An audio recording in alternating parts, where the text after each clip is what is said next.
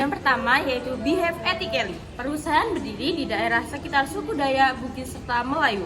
Oleh karena itu, perusahaan harus mampu melakukan keadilan terhadap sesama dan pemangku kepentingan sekitar. Selain itu, perusahaan harus menghormati hak masyarakat adat, seperti hak atas nama, hak pemanfaatan tanah, hukum adat, tenaga kerja, dan praktik pertanian serta lingkungan. Perusahaan juga harus mensejahterakan pekerja dengan upah yang layak untuk membantu meningkatkan perekonomian mereka. Kedua ada legal compliance.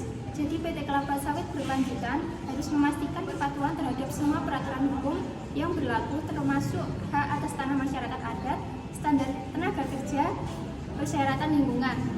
Hal ini mencakup pemenuhan semua izin yang diperlukan, termasuk izin usaha perkebunan, memastikan operasional perusahaan tidak merusak ekosistem lokal, seperti menjaga kelestarian dari Sungai Kapuas. Yang ketiga yaitu communicate transparently. Perusahaan perlu membangun komunikasi yang terbuka dengan masyarakat adat dan pemangku kepentingan lainnya, terutama terkait penggunaan lahan dan dampak kegiatan perusahaan terhadap lingkungan dan sosial. Perusahaan menyediakan informasi yang jelas dan mudah memahami tentang hak-hak mereka, termasuk upah, kondisi kerja, dan keselamatan kerja. Perusahaan juga harus memberikan informasi yang jelas tentang bagaimana operasional dalam menjaga kelestarian air sungai, seperti pengelolaan limbah, monitoring kualitas air, serta langkah-langkah yang diambil untuk mencegah polusi air. Hal ini dapat dilakukan melalui forum-forum dialog dengan masyarakat, publikasi laporan keberlanjutan, serta transparansi dalam pengambilan keputusan dan yang berdampak pada komunitas lokal. Baik, yang selanjutnya yaitu ada optimisme, productivity, and efficiency. Pabrik dengan kapasitas 30 ton TBS per jam perlu beroperasi secara optimal melalui teknologi modern untuk mengurangi limbah dan meningkatkan hasil tanpa meluas lahan. Adapun beberapa pekerja di pabrik tersebut memiliki tingkat pendidikan SLTP atau SLTA. Perusahaan dapat meningkatkan produktivitas melalui program pelatihan teknis dan manajemen. Pelatihan tersebut mencakup tentang perawatan tanaman, pengoperasian alat, dan keterampilan dalam perawatan tanaman. Program tersebut bertujuan untuk mengurangi kesalahan-kesalahan operasi pada sehari-hari. Yang selanjutnya ada health and safety. Perusahaan harus memastikan bahwa seluruh pekerja memiliki akses ke lingkungan kerja yang aman dan juga sehat. Hal ini mencakup pelatihan keselamatan kerja, penyediaan peralatan perlindungan diri atau APD, dan juga penerapan standar kesehatan di pabrik dengan kapasitas 30 ton TBS per jam.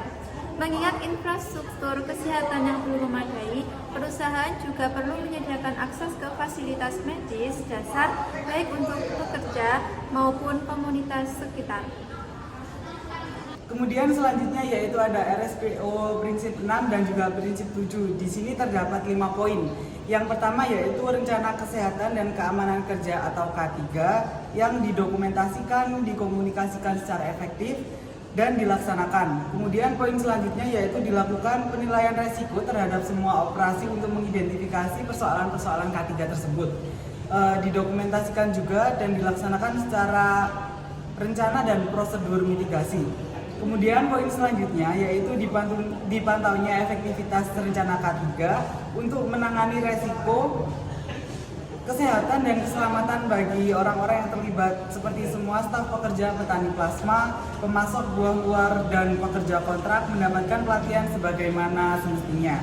Kemudian yang selanjutnya yaitu berjalannya program terdokumentasi yang memberikan pelatihan kepada semua staf pekerja petani plasma dan pasok luar buah dengan mempertimbangkan kebutuhan-kebutuhan spesifik terkait gender dan mencakup aspek-aspek yang berlaku dari PNC RSPO dalam bentuk yang dapat mereka pahami dan mencakup penilaian pelatihan. Kemudian yang terakhir yaitu diselenggarakannya pelatihan yang sesuai bagi personil melakukan tugas-tugas yang penting bagi pelaksanaan sertifikasi rantai pasok atau Supply Chain Certification Standard atau bisa disingkat dengan CSS. Secara efektif, pelatihan bersifat spesifik dan sesuai dengan tugas yang dikerjakan. Sekian, terima kasih.